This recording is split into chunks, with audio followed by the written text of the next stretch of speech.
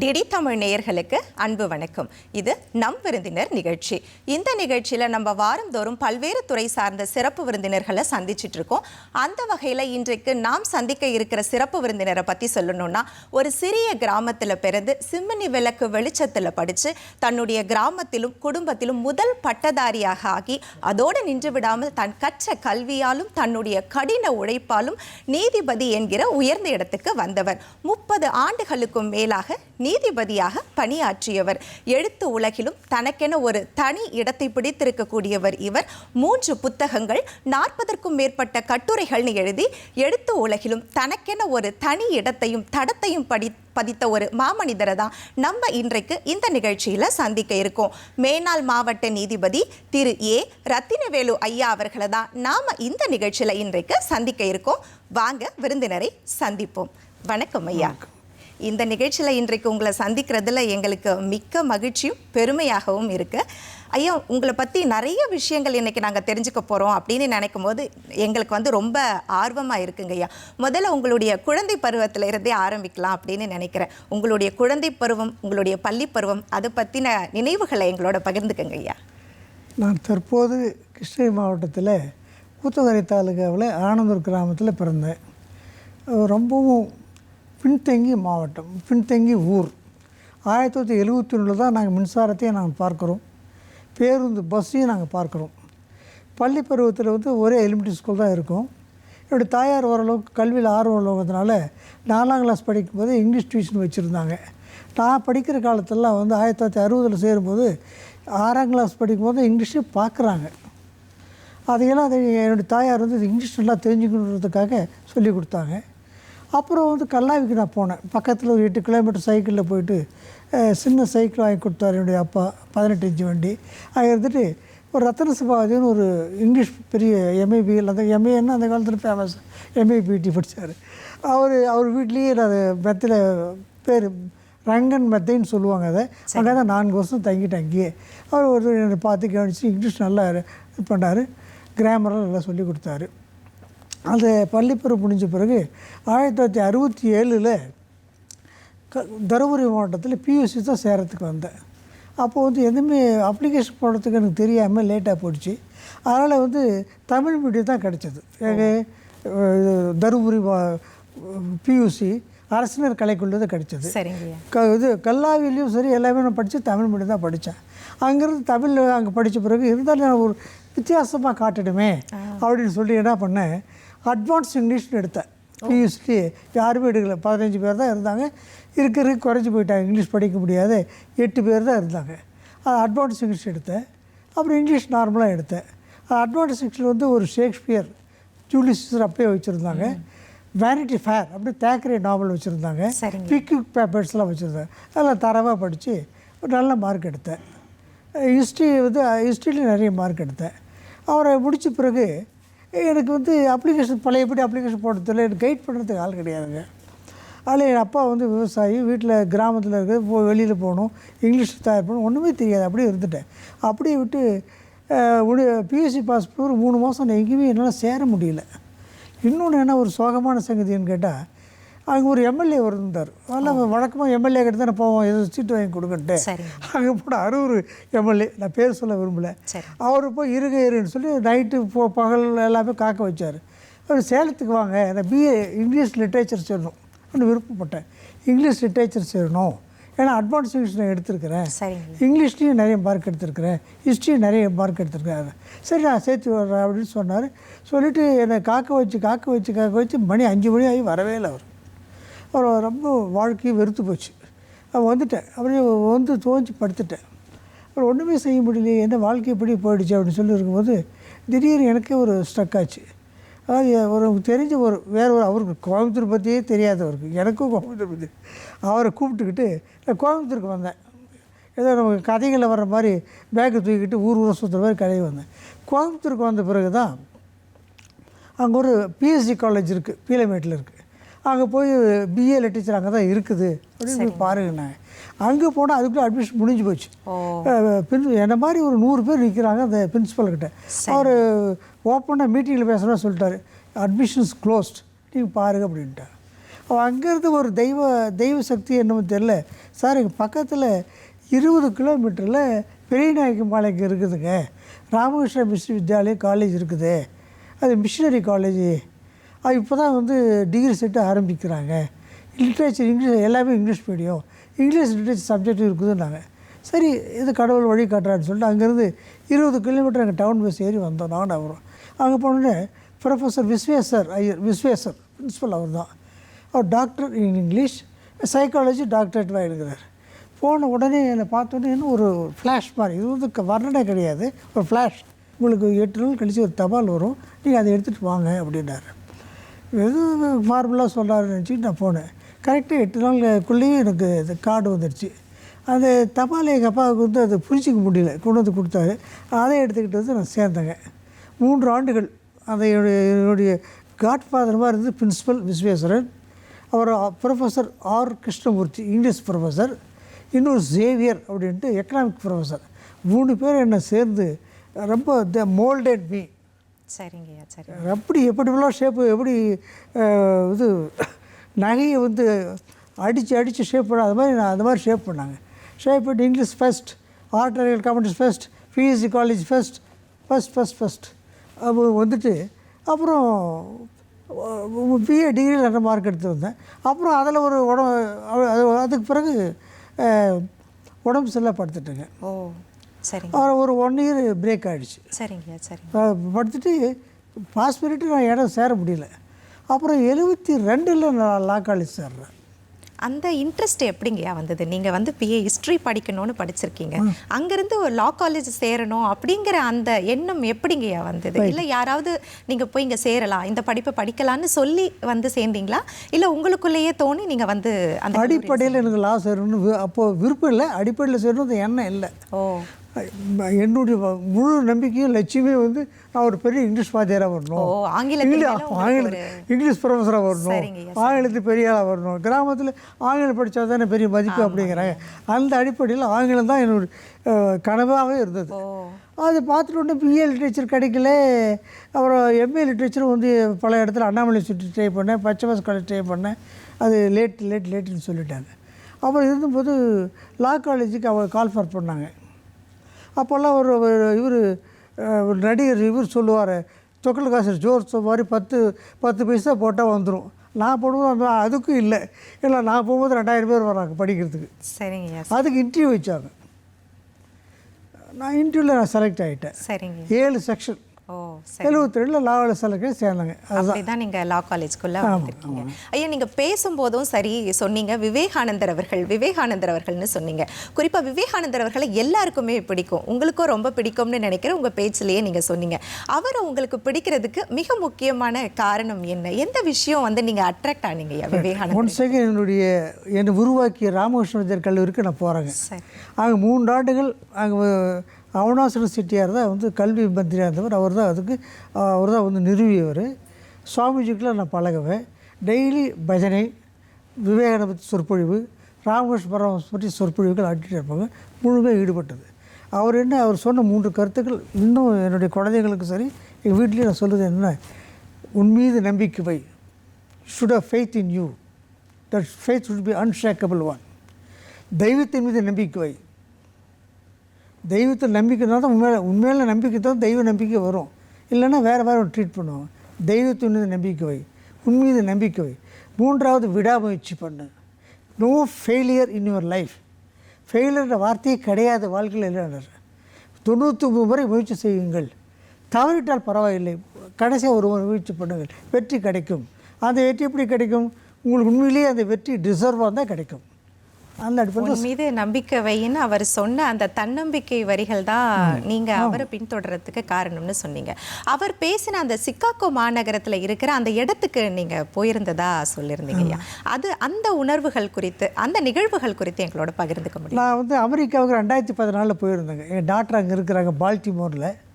அப்போ வந்து என்னுடைய ப்ரொஃபஸர் ஆர் கிருஷ்ணபத்தின்னு சொன்னேன் இல்லைங்களா, வித்யாலயத்தில். அவருடைய சன் வந்து சிகாகோவில் என்ஜினியராக இருக்கார். அது எனக்கு ரொம்ப நாளாக வந்து விவேகானந்தர் பார்க்கணும், இந்த ஆர்டி இன்ஸ்டியூட்டில் போய் பார்க்கணுன்றது ஒரு ஆர்வம் இருந்தது. அவரை கேட்ட உடனே நான் இருக்கிறேன், வாங்க ஒன்று ரிசீவ் பண்ணிக்கிறேன் அப்படின்னாரு. சரி, அங்கேருந்து ஒரு 1.5 hours 2 hours ஃப்ளைட்டில் ஜேர்னி. அங்கேருந்து போனேன், சிக்காகோக்கு போனேன். போய் பார்த்துட்டு அந்த ஆர்ட் இன்ஸ்டியூட்டுக்கு போனேன். அது ஃபோட்டோலாம் அது அனுப்பிச்சிருக்கு. ஆர்ட் இன்ஸ்டியூட்டுக்கு போனேன். போனோடனே அது பாதி வந்து மியூசியம் ஆக்கிட்டாங்க, மீதி பாதி தான் இருக்குது. அங்கே போனால் உண்மையிலேயே எனக்கு ஒரு பெரிய ஒரு உணர்வு ஏற்பட்டது. உணர்வுனா அளவற்ற காதல். யார் காதல் வச்சாலும் உணர்வு ஏற்படும். மனைவி மீது காதல் வச்சாலும் சரி, காதலி மேலே காதல் வச்சாலும் சரி, பையன் மேலே. அதுவே எனக்கு விவேகானந்தில் காதல். அங்கே போனோன்னு பெரிய உணர்வு வந்தது. அந்த ஸ்டேஜ் வெளியே அப்படியே உட்காந்துட்டு கீழே விழுத்துட்டு அப்படி பார்த்துட்டு அந்த ஸ்டேஜ் முன்னால் பேசுகிறது அதெல்லாம் அது அந்த அங்கே 3 நாள் தங்கி இருந்தேங்க. அந்த அதுதாங்க நான் பார்க்க வேண்டிய ஒரு பெரிய வாழ்க்கையில் முக்கியமான நிச்சயமாக இம்பார்ட்டன்ட் டே. சரிங்கய்யா, சரிங்கய்யா. அப்போ நீங்கள் வந்து அவரை வந்து உங்களுக்கு ரொம்ப பிடிக்கும்னு சொன்னீங்கய்யா. உங்கள் லைஃப்பில் இவங்களை பார்த்து நான் இன்ஸ்பயர் ஆகியிருக்கேன், இவங்க என்னோட இன்ஸ்பிரேஷன் அப்படின்னு சொல்லக்கூடிய நபர்கள் யாராவது இருக்காங்களா? என்னுடைய இந்த தற்போதைய நபர்கள் தான் இன்ஸ்பிரேஷன் அப்படின்னு ஒன்றும் நான் எடுத்துக்கலைங்க. சுவாமி விவேகானந்தர் தான் I am a self made man. அவர் சொன்ன 5 கருத்துக்கள் இன்னும் எல்லாருக்கும் சொல்லிக் கொடுது. முன்ன சொன்னது தான், உங்கள் மீது நம்பிக்கை வையுங்கள், தெய்வ நம்பிக்கை வேணும், விடாமுயற்சி வேணும், பாசிட்டிவ் திங்கிங், ஆக்கப்பூர்வமான சிந்தனை வேண்டும், பாசிட்டிவ் கோல் அது வேண்டும். அது இருந்தாவே அந்த பர்சிவரன்ஸ் எல்லாம் தானாக வந்துடும். இந்த 5 தான் பிரின்சிபல்ஸ். இந்த 5 தான் அந்த புக்லேயும் நான் குறிப்பிட்டிருக்கிறேன், 5 மினிட்ஸ் புக்லேயும். சரி, இதுதாங்க நான் வாழ்நாள் இதுவரையும் கடைபிடிக்கிறேங்க. அதுதான். நீங்கள் புத்தகங்கள்னு சொன்ன உடனே நான் எனக்கு இதை கேட்கணும்னு தோணுதுங்கய்யா. நீங்கள் வந்து 3 புத்தகங்களையும் எழுதியிருக்கீங்க, நீதிபதியாக இருக்கீங்க, ஒரு புத்தகமும் எழுதியிருக்கீங்க. அப்படிங்கிற போது அந்த எழுதணும் அப்படிங்கிற அந்த ஆர்வம், அந்த ஒரு தூண்டுதல் எப்படி வந்தது, எப்போ வந்ததுங்கய்யா? நல்ல கேள்விங்க நீங்கள் கேட்ட கேள்வி. வக்கீலாக முடிச்சுட்டு 75 ஒரு பேட்ச், 70 முடிச்சு வக்கீலில் போகிறாங்க. எமர்ஜென்சி பீரியட், இருண்ட காலம், வெறும் கேஸ் கட்டு மட்டும் தான் தூக்கி போகணும், வருமானம் கிடையாதுங்க. அதுக்கு நான் பயந்துக்கிட்டே மெட்ராஸில் நான் வக்கீல ப்ராக்டிஸ் செய்யலைங்க. சொந்த ஊர் கிருஷ்ணகிரிக்கு நான் போயிட்டேன். இங்கே வருமானம் ஒன்றுமே கிடைக்காதுன்ட்டு. அங்கே போயும் ஒன்றும் வருமானம் ஒன்றும் கிடையாதுங்க. நான் போகும்போது 20-25 லாயர்ஸ் வந்து அங்கே பவர்ஃபுல்லாக இருக்கிறாங்க. நான் வந்து ஒரு என்எஸ் சங்கர் நாராயணன், சுந்தரேசையர் ஆஃபீஸர் போய் ஜூனியராக சேர்றாங்க. சேர்ந்த உடனே எல்லாருமே பெரிய ஸ்டால்வார்ட்ஸாக இருக்கிறாங்க. இவங்களை மீறி நம்ம ஒன்றும் செய்ய முடியாதுன்னு சொல்லிட்டு ஒரு தனித்தன்மை காட்டணும் அப்படின்னு சொல்லிட்டு, கேஸும் கிடையாது, வருமானமும் ஒன்றும் கிடையாது, கோர்ட்டில் கேஸும் நடத்துறதில்ல. ஏன்னா வெறும் சாராய கேஸ் தான் வருது போகுது. ஏன்னா எமர்ஜென்சி பீரியட் ஒன்றுமே இல்லை. அதை என்ன பண்ணேன், ஆர்டிக்கிள் எழுதலாம், கடன் நிவாரண சட்டம், கடனே வாங்கக்கூடாதுன்னு சொல்லி சட்டம் போட்டாங்க. அப்போ திரும்பி வாங்கக்கூடாதுன்ட்டு, டெட் ரிலீஃப் ஆக்ட், அந்த சட்டத்தை பற்றி நான் ஆர்டிக்கிள் வெளியிட்டேன். எம்எல்ஜே வந்து 1980 வெளியிட்டாங்க. பரவாயில்ல, நமக்கும் வெளியிடுற எம்எல்ஜே வந்து பாராட்டி கொடுத்துருக்கான்னு சொல்லி ஃபஸ்ட் ஆர்டிக்கிள் 80 வந்ததுங்க.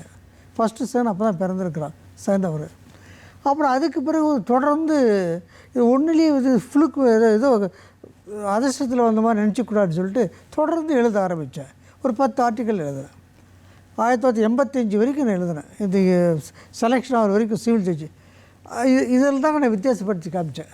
கிருஷ்ணகிரியில் இது வரைக்கும் யாருமே ஆர்டிக்கிள் எழுதுறதில்லை, அதில் வக்கீல் திறமையை காட்டுறதில்லை. ஏதோ போவாங்க, சம்பாதிப்பாங்க, வருவாங்க, பணத்தோடு வருவாங்க. ஆர்டிக்கிள் எழுதணும், செமினார் கட்டணம் பண்ணணும், எம்எல்ஜேயில் பப்ளிஷ் ஆகணும், லா வக்கீல் பப்ளிஷ் ஆகணும், ஆக்சிடென்ட் கெமிஸ்ட்ரி பப்ளிஷ்ன்ற எண்ணம் கிடையாது. இதெல்லாம் எனக்கு பப்ளிஷ் ஆச்சு. இருந்தால் அவங்க வித்தியாசப்படுத்தி, ரத்தனவேல் வந்து திறமையான வக்கீல், ஃபைட்டிங் காக் அப்படி தான் என்னை அழைப்பாங்க. அது லாயராக இருக்குது. அதுதாங்க இந்த எல்லாம் ஆர்வம் வந்ததுங்க. சரிங்க. இப்போ நீங்கள் சொன்னீங்க எல்லாரும் வந்து திறமையான ஒரு வக்கீல்னு உங்கள் சொன்னாங்க அப்படின்னு. அந்த இடத்துலேருந்து நீங்கள் நீதிபதி அப்படிங்கிற இடத்துக்கு ஒரு போட்டி தேர்வின் மூலமாக ஓப்பன் காம்படிஷனில் செலக்ட் ஆகி வந்தீங்கய்யா. அந்த அனுபவம் குறித்து எங்களோட ரொம்ப சுவையான அனுபவங்க, அறிவுபூர்வமான அனுபவம், கடவுளுடைய அனுகிரகம். அதான் நான் பார்த்தேன். இங்கே மெட்ராஸ் தான் தேர்வு வச்சாங்க. நாங்கள் போகும்போது ஒரு 3000 பேர் 10 வருஷம் கழித்து செலக்ட் பண்ணுறதுனால ஹைகோர்ட் உத்தரவு போட்டு செலக்ட் பண்ணுறது போட்டிருக்காங்க. டிஎன்பி செலெக்ஷன் போட்டிருக்காங்க. அந்த செலெக்ஷன் கமிட்டியில் வந்து ஜஸ்டிஸ் மோகன், அப்புறம் டிஎன்பிசி பிரசிடெண்ட் வந்து மகாராஜன் மகாதேவன், 3வது பொன்னமலம் மெம்பர் இருக்கார், உட்காந்து இருக்கிறாங்க. நான் போகிறேன். இங்கே இருக்கிற எஸ்டேட் இங்கே கவர்மெண்ட் எஸ்டேட் இருக்குது, அங்கே தான் நடக்குது. அப்போ எல்லோரும் 10 நிமிஷத்தில் வெளியே வந்து நீக்கிறாங்க. இது என்ன அவருக்கு கேள்வி கேட்டு அவங்களாம் பதில் சொல்ல முடியல. என்ன கூப்பிட்டாங்க. ஒரு 1/2 அன் ஹவர் எல்லா கேன்சரும் நான் ஆன்சர் பண்ணிட்டேன். அப்புறம் கடவுள் சார் பாரு, இது மாதிரி ஒரு 10 ஆர்டிக்கிள் எழுதியிருக்கு மை லார்ட்ஷிப், ஜஸ்ட் நீங்கள் பாருங்கள் நீங்கள் நான் கிருஷ்ணகிரியில் வந்திருக்கேன்னு சொல்லி அப்படியா மோகன் வந்து கொஞ்சம் இதாக அவர் கொஞ்சம் ரொம்ப இன்டலெக்சுவல் ஜட்ஜ் அவர் அப்படியே பார்த்துட்டு பொன்னம்பலம் இதை பாருங்கள் மகாதேவன் பாருங்கள் நீங்கள் ஆர்டிக்கல் கொடுத்தா ஓகே கிருஷ்ணகிரி தான் நீங்கள் அப்படியே குறித்து வச்சுக்கிட்டார். அப்போது தமிழக புரட்சித் தலைவர் தான் நம்ம தமிழக முதல்வர். சரி எந்த டிஎம்சியில் நமக்கு எங்கே கிடைக்கும் போது அதாவது வேறு விதத்தில் எல்லாம் அலைமோதுற சமயத்தில் எங்கே கிடைக்கும் போது இருந்துட்டு இதில் ஒரு 3 மாதம் 4 மாதம் கழிச்சு ஒன் ஃபைன் மார்னிங் போலீஸ்கார் வந்து வெரிஃபை பண்ணாங்க வீட்டுக்கு வந்து இன்னும் போய் இதுக்கு எது வெரிஃபை பண்ணுறீங்கன்னு ஒரு அதாவது அப்புறம் அடுத்து ஒரு 10 நாளில் திடீர்னு ரிசல்ட் வந்தது. சரிங்க. 821 நம்பர். இப்படியெல்லாம் ஒரு கடவுள் அருள் இருக்குதா, இப்படிக்கெல்லாம் ஒரு மெரிட்டி கொடுக்குறாங்களா எம்ஜிஆர் பேரில் அப்படின்னு சொல்லி அவள் சந்துருக்கர் தான் சீஃப் ஜஸ்டிஸாக இருந்தாருங்க. சரிங்கய்யா. சரி இதுதாங்க அவர் மோகன் பாராட்டி அவர் மூலியமாக அவர் தான் அங்கீகாரம் பண்ணாருங்க. மெரிட்டில் கொடுத்துருக்குறாரு. சரி ஆன் ஓப்பன் காம்படிஷன். சரிங்க. ஓசி ஐயா நீங்கள் வந்து இந்த டைம்ஸ்வில் அப்படிங்கிற புத்தகம் வந்து எழுதியிருக்கீங்க. அது வந்து மோட்டிவேஷ்னல் நிறைந்த ஒரு கவிதைகள் நிறைந்த ஒரு புத்தகமாக இருக்குது. உங்களை வந்து டைம்ஸ்வில் நீதிபதி அப்படின்னு கூட சொல்கிறதா சொல்லியிருக்கீங்க ஐயா. அந்த புத்தகம் குறித்து அந்த புத்தகத்தில் இருக்கிற விஷயங்கள் குறித்து எங்களோட பகிர்ந்துக்கோங்க ஐயா. இந்த புத்தகம் குறித்த விஷயங்களை எங்களோட பகிர்ந்துக்க முடியுமாங்க? இந்த புக்கு தான் நான் எழுதியது. இந்த புத்தகத்தினுடைய ஒரு மேடம் ஜெயஸ்ரீ சொன்னது போல் எல்லாம் மோட்டிவேஷன் டைம்ஸ் எழுதப்பட்டிருக்கிறது. இதுக்கு வந்து பாராட்டி எழுதியவர் நீதியரசர் பாஸ்கர் ஹியூமன் ரைட்ஸ் ஜட்ஜி. அப்புறம் வந்து டிவி சோமநாதன் இப்போ இருக்கிற கேபினட் செக்ரட்டரியாக இருக்கிறார் பிரைம் மினிஸ்டர் ஆஃபீஸில், அவர் வந்து பாராட்டி எழுதியிருக்கிறாரு. அப்புறம் வந்து Armstrong doctor Armstrong English department அவர் வந்து ஃபார்வேர்டு எழுதியிருக்கிறாரு. அவர் பத்மஸ்ரீ டாக்டர் பக்தவச்சலம் கோயம்புத்தூர் அவர் வந்து பாராட்டி எழுதியிருக்கிறாரு. ஆகிய இந்த புக்கு வந்து மிகவும் என்னுடைய அறிவுபூர்வமான புத்தகமாக நான் கருதுகிறேன். என்னுடைய வாழ்க்கையில் மிக முக்கியமாக ஒரு அம்சமாக நான் கருதுகிறேன். இந்த புக்கை நீங்கள் காண்பிப்பதற்கும் சொல்லுவதற்கும் வாய்ப்பளித்ததற்கு டிடிக்கு நான் மீண்டும் நான் நன்றி சொல்லுகிறேன். நன்றி. அவர் சொன்னது போல் டைம்ஸில் நீதிபதி என்று அவர் குறிப்பிட்டார்கள். அதை நான் பெருமையாக எடுத்துக்கொள்கிறேன். ரொம்ப சந்தோஷம், மிக்க மகிழ்ச்சிங்க. நீங்கள் வந்து டைம்ஸ்வில் அப்படின்னு எழுதின அந்த புத்தகமில் வந்து கவிதைகளில் மோட்டிவேஷன் கொடுக்கக்கூடிய கவிதைகள் வந்து எழுதியிருக்கீங்க. அந்த ஒரு தாட் வந்து உங்களுக்கு எப்படிங்க ஐயா வந்தது? ஒரு மோட்டிவேஷனை ஒரு கவிதையில் கொண்டு வந்தால் நல்லாயிருக்கும் அப்படிங்கிறது ஒரு வித்தியாசமான ஒரு பார்வை தான் இல்லைங்களா? அந்த ஒரு உணர்வு, அந்த ஒரு எண்ணம் அப்படிங்கிறது உங்களுக்கு எப்போ வந்தது அப்படிங்கிறது? நல்ல கேள்விங்க, தெய்வபூர்வமான கேள்வி. எனக்கு ஆங்கிலத்தில் அதிகமான ஆர்வம் உண்டு. அது நீரூற்று போல் வந்துகிட்டே இருக்கும். ஆங்கிலத்தில் பேசுவேன், மேடையிலையும் நல்லா பேசுவேன். பர்டிகுலர் விவேகானந்த பற்றி நிறைய பேசுவேன், எழுதுவேன். அப்புறம் 2000 எழுத்தும் கைவர பெற்ற ஒரு விஷயம். திருவண்ணாவே இது டிபேட்டர், அது ஒன்றும் சந்தேகம். பெருமையோடு சொல்லிக்கிறேன். 2014 நான் அமெரிக்காவுக்கு போயிருந்தேங்க. என்னுடைய பேரை பிறக்கணும்னு சொல்லி போனேன். அங்கே தான் தங்கியிருந்தேங்க. சரிங்க. அங்கே என்னுடைய டாக்டர் என்ன பண்ணுங்க தனி அறை கொடுத்து அது இது பக்கத்துலேயே வந்து அது அணைச்ச மாதிரியே வந்து ஒரு ஸ்மால் ஃபாரஸ்ட் இருக்குது. சரிங்கய்யா. சரி. அங்கே மான்கள் ஓடி விளையாடிட்டு இருக்குது. மான்கள்லாம் எட்டி பார்த்தா அப்படி தெரியுது. அங்கே உட்காந்தேன். திடீர்னு எனக்கு ஒரு ஏற்கனவே இருக்குது இல்லாத திடீர்னு வராது, ஏற்கனவே இருக்கிறது தானே இது. ஒரு ஆர்வம் வந்து எழுதினேன். எனக்கு கவிதை வருது, எழுதி பார்த்துட்டு அப்புறம் ஒரு 6 மாதம் இருந்து இந்தியாவுக்கு வந்தேன். நான் இந்தியா ஒன்றும் எழுதிட்டே இருந்தேன். பார்த்தா இது கவிதை புக்காக வெளியிட்டாயின்னா அப்படின்னு சொல்லிட்டு எல்லாம் செக் பண்ணி கொடுத்துட்டு மெட்ராஸ் யூனிவர்சிட்டி ப்ரொஃபஸர் அணுகினேன். ஆம்ஸ்ட்ராங் இருக்கார், அவர் தான் head of the department. Very good, நான் பார்க்குறேன் சார் அப்படின்னு ரிவ்யூ பண்ணார். பார்த்துட்டு ரொம்ப தூரம் பாராட்டி ரொம்ப எழுதினார். நான் இது வந்து நெவர் கம் அக்ராஸ் வச்சு இங்கிலீஷ் மாடர்ன் போய்ட்டு எழுதிருக்கிறீங்க. இந்த மாதிரி சொன்னார். ஷேக்ஸ்பியரையும் பேர்ட்ஸ் ஒத்தி நான் பார்க்குறேன்னாரு. ஆல் வேர்ட்ஸ் ஆர் ரிதமிங் அப்படின்னு. சரிங்க. ஒரு 2.5 பக்கம் எழுதியிருக்காரு அவர். சரிங்க. அதாவது உங்கள் கற்பனையோடு சேர்ந்து அந்த மானை பார்க்குற இயற்கை சூழல் வந்து உங்களை அந்த புத்தகம் எழுதுறதுக்கான ஒரு தூண்டுதலாக இருந்திருக்கு அப்படின்னு கூட சொல்லலாம். நீங்கள் எழுதின இன்னொரு புத்தகம் வந்து கன்சியூமர் அஸ் அ ஜட்ஜ் அப்படின்னு சொல்லி எழுதியிருக்கீங்க. அந்த புத்தகமில் நீங்கள் சொன்ன விஷயங்கள் இல்லை அது எழுதுறதுக்கான ஒரு காரணமாக என்னங்க இருந்தது? ஏன்னா ஒரு கன்சியூமர் அப்படிங்கிற ஒரு இதிலேருந்து எழுதியிருக்கீங்க, அதற்கான காரணம்? ரைட். நான் கன்சூமர் ஜட்ஜாக வந்து நான் செலக்ட் ஆனேங்க. அதுலேயும் ஃபஸ்ட்டு தான் வந்தேன். சரிங்க. டிஸ்ட்ரிக்ட் கன்சூமர் ஜட்ஜாக நான் செலக்ட் ஆனேன். சரிங்க. அதோடைய இவர் அப்போ வந்து நீதியரசர் தணிகாச்சலம் தான் என்னை செலக்ட் பண்ணார். அவருக்கு பக்கம் நன்றி சொல்லணும். செங்கல்பட்டில் நான் 4.5 வருஷம் ஜட்ஜாக இருந்தேன், இந்த கன்சூமர் ஜட்ஜாக. அப்போ வந்து அந்த கன்சூமர் ஆக்ட்லேயும் நான் மூடிக்கிட்டேன். மக்களுக்கு அவேர்னஸ் கிடையாது, கன்சூமர் பற்றி என்ன இன்னும் கூட தெரில, யாருக்குமே தெரில. அதில் நானே வந்து ஒரு புதுமையாக வந்து மீட்டிங்கெல்லாம் போட்டேன், consumer legal awareness meeting consumer போட்டு. அப்போ புக்கு நான் எழுதினேன் தமிழில். முதல்ல இங்கிலீஷ் எழுதினேன், யாருக்கும் ரீச் ஆகிறது, தமிழ்லேயும் எழுதினேன். தமிழ் எழுதி அப்போ வந்து மெட்ராஸ் யூனிவர்சிட்டி லா டிபார்ட்மெண்ட்டு நான் வெளியிடுறேன் சார்னு சொல்லிட்டு, அப்போ வந்து நமக்கு ரொம்ப வேண்டியவர், நமக்கு ரொம்ப நண்பர்னு சொல்ல அவர் துணைவேந்தர் தாண்டவன், டாக்டர் தாண்டவன், அவர் வந்து நான் செய்கிறேன் சார் உங்களுக்காக சொல்லி புக்கு வெளியிட்டார். ரகுபதி வெளியிட்டார். கோயம்புத்தூர்லேருந்து நான் நண்பர் கேஜி பக்தவச்சர் பத்மஸ்ரீ வந்து அவரே வந்து வெளியிட்டார். அதுதான் வெளியிட்டதுங்க. சரிங்கய்யா, நீங்கள் வந்து இப்போ இந்த நுகர்வோர்களுக்கு விழிப்புணர்வு இல்லை அப்படின்னும் சொன்னீங்க. நீங்கள் வந்து லீகல் அவேர்னஸ் குரூப்ஸ் அப்படிங்கிறத வந்து ஃபார்ம் பண்ணிங்க, அதுக்கு நிறைய பாராட்டுகளும் வந்து உங்களுக்கு வந்ததாக நாங்கள் கேள்விப்பட்டோம். எதற்காக அந்த ஒரு குரூப்பை ஃபார்ம் பண்ணணும் அப்படிங்கிற அந்த ஒரு ஐடியா எதுக்காக வந்தது? அதனுடைய நோக்கம் என்ன? அந்த குரூப்ஸோட நோக்கம் என்ன? இப்போ என்னுடைய வக்கீல் தொழிலுக்கு வந்த பிறகு என்னுடைய இயல்பாகவும் இன்பார்ன் குவாலிட்டி வந்து சாதாரண மக்களுக்கு, ட்ரவுன் டாட்டன் சொசைட்டிக்கு வந்து சட்ட விழிப்புணர்வு ஏற்படுத்தணும், அவங்களுக்கு உரிமை என்னன்றதை நான் தெரியப்படுத்தணும் அப்படின்னு உள்ளுக்குள்ளே இருந்துகிட்டே வருது. அது புதுக்கோட்டையில் வந்து எனக்கு பெரிய டிஸ்ட்ரிக்ட் ஆனேன். புதுக்கோட்டையில் நாகப்பட்டினத்தில் ஆனால் அது புதுக்கோட்டையில் பிரின்சிபல் டிஸ்ட்ரிக்ட் ஆனேன். அங்கேருந்து நான் ஆரம்பித்தேன். அது அடுத்தது கோயம்புத்தூர் வந்தேன். கோயம்புத்தூர் தான் எனக்கு வாழ்க்கையில் பெரிய ஒரு மிகப்பெரிய வெற்றி கொடுத்தது. அங்கே வந்து ஒரு ப்ரொஃபஸர்லாம் சேர்ந்து, அவர் கிருஷ்ணமூர்த்தின்னு ஒரு ப்ரொஃபஸர் இருந்தார். அவர் அமைப்போல் அவர் வந்து இது இருக்குது, பெண்கள் அமைப்புலாம் இருக்குது இல்லைங்களா, பெண்கள் செயற்குழு மகளிர் அவங்களெல்லாம் அணுகி கூப்பிட்டு வச்சு அவங்களெல்லாம் மீட்டிங் போட்டு ஒரு கம்பெனியை நாங்கள் ஆரம்பித்தோம். அவங்கள மாணவர்களுக்கு வந்து முக்கியமாக வந்து சட்ட ஒழுங்கு தேர்வுன்னு சொல்லிட்டு ஸ்லாக், ஸ்டூடெண்ட்ஸ் லீகல் அவேர்னஸ் செல்ஸ் அப்படின்னு ஆரம்பித்தோம். SNL college, PSG college, Ramakrishna college, அப்புறம் வந்து பல கல்லூரியில் நாங்கள் ஆரம்பித்தோம்.